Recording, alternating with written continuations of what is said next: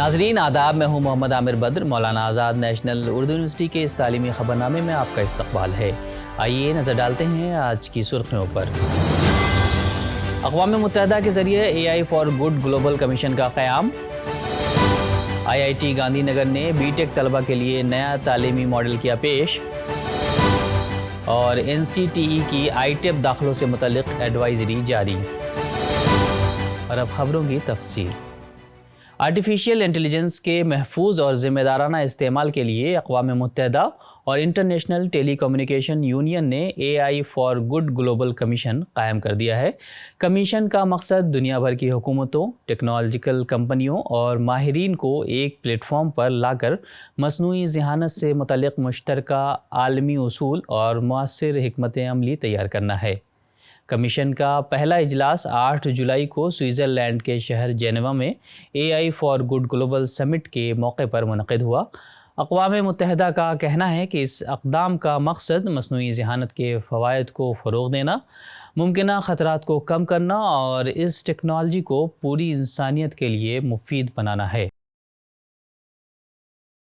I I T Gandhi Nagar نے be ٹیک طلبہ کے لیے اپنے منفرد ایکسٹرنل ایکسپوزر پروگرام کو مزید وسعت دی ہے۔ اس پروگرام کے تحت 7ویں سیمسٹر کے اہل طلبہ باقاعدہ کمرہ جماعت کے بجائے صنعتی اداروں، ریسرچ لیبارٹریوں، اسٹارٹ اپس یا ممتاز تعلیمی اداروں میں پورا ایک سیمسٹر عملی تربیت حاصل کر سکتے ہیں۔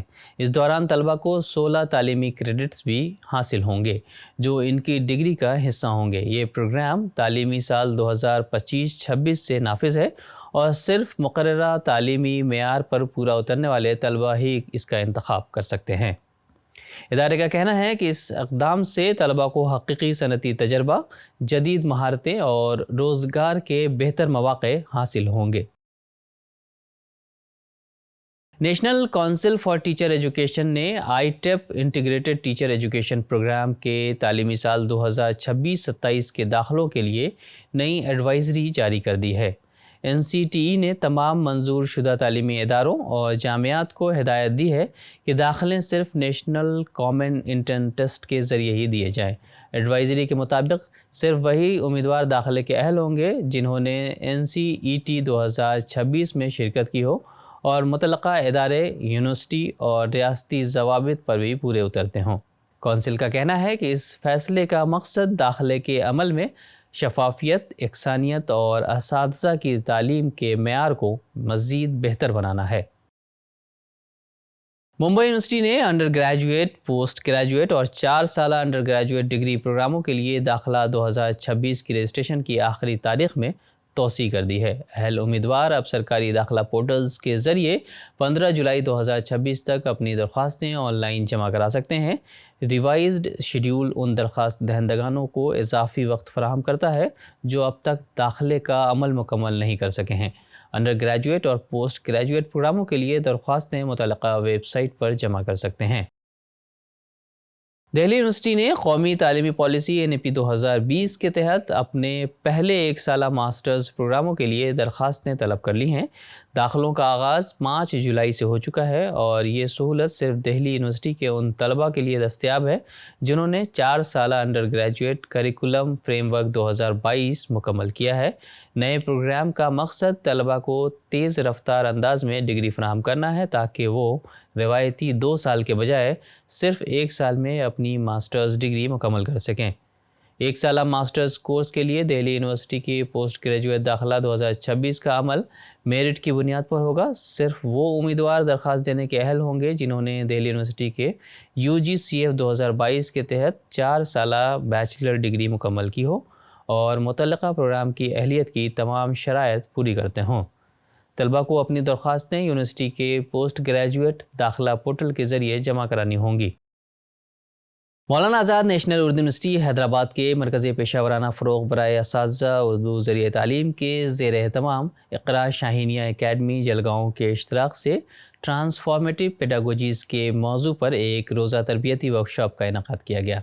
ورکشاپ کا مقصد اساتذہ کو جدید تدریسی رجحانات، مصنوعی ذہانت پر مبنی تدریسی وسائل اختراعی حکمت عملیوں سے روشناس کرانا تھا تاکہ تدریسی عمل کو مزید مؤثر بنایا جا سکے۔ اس موقع پر مہمان خصوصی ڈاکٹر کریم سالار نے کہا کہ نئی تعلیمی پالیسی مصنوعی ذہانت اور جدید ٹیکنالوجی کے دور میں اساتذہ کی مسلسل پیشہ ورانہ ترقی ناگزیر ہے۔ ورکشاپ میں پروفیسر محمد عبدالسمیع صدیقی نے مصنوعی ذہانت پر مبنی تدریسی وسائل اور 21ویں صدی کی مہارتوں پر روشنی ڈالی، جبکہ پروفیسر شیخ عرفان نے طلباء کی فعال شمولیت، سوال پر مبنی تدریس، اشتراکی سرگرمیوں اور ٹیکنالوجی کے مؤثر استعمال پر زور دیا۔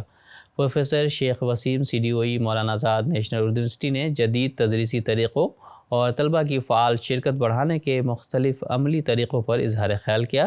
اس ورکشاپ میں جلگاؤں اور اطراف کے مختلف اردو میڈیم اسکولوں کے اساتذہ نے شرکت کی اور اسے اپنی پیشہ ورانہ صلاحیتوں میں اضافے کے لیے نہایت مفید قرار دیا۔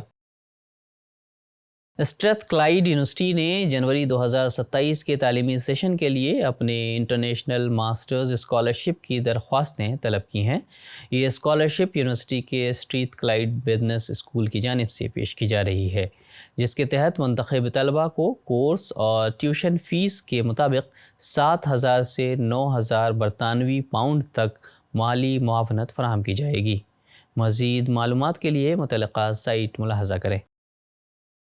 آل India council for technical education کے مطابق گزشتہ تعلیمی سال کے دوران ملک بھر میں 58 انجینئرنگ اور ٹیکنیکل کالجز بند کر دیے گئے ہیں۔ حکام کے مطابق اس کی بڑی وجہ داخلوں میں مسلسل کمی، مطلوبہ فیکلٹی کی عدم دستیابی اور تعلیمی معیار پر پورا نہ اترنا شامل ہے۔ اتر پردیش اور مہاراشٹر میں سب سے زیادہ 12 کالجز بند ہوئے، جبکہ 950 سے زائد تکنیکی کورسز بھی ختم کیے گئے ہیں۔ AICTE نے یقین دلایا ہے کہ پہلے سے زیر تعلیم طلباء کی تعلیم متاثر نہیں ہوگی اور وہ اپنی تعلیم مقررہ ضابطوں کے تحت مکمل کر سکیں گے۔ مولانا آزاد نیشنل اردو یونیورسٹی کے centre for distance and on line education CDOE نے تعلیمی سال 2026-27 کے لیے مختلف فاصلاتی اور آن لائن پروگراموں میں داخلوں کا آغاز کر دیا ہے۔ دلچسپی رکھنے والے امیدوار under graduate, post graduate, MBA، BEd، diploma اور سرٹیفکیٹ کورسز سمیت مختلف پروگراموں میں آن لائن درخواست دے سکتے ہیں۔ مزید معلومات کے لیے متعلقہ ویب سائٹ ملاحظہ کریں۔ اور آئیے آخر میں پھر ایک بار نظر ڈالتے ہیں آج کی سرخیوں پر۔ اقوام متحدہ کے ذریعے AI for good global commission کا قیام۔ IIT گاندھی نگر نے BTech طلبہ کے لیے نیا تعلیمی ماڈل کیا پیش، اور NCTE کی ITEP داخلوں سے متعلق ایڈوائزری جاری۔ آج کی خبروں میں فی الحال اتنا ہی۔ آئندہ بلیٹن میں آپ سے پھر ہوگی ملاقات، تب تک کے لیے دیجیے اجازت۔ آداب۔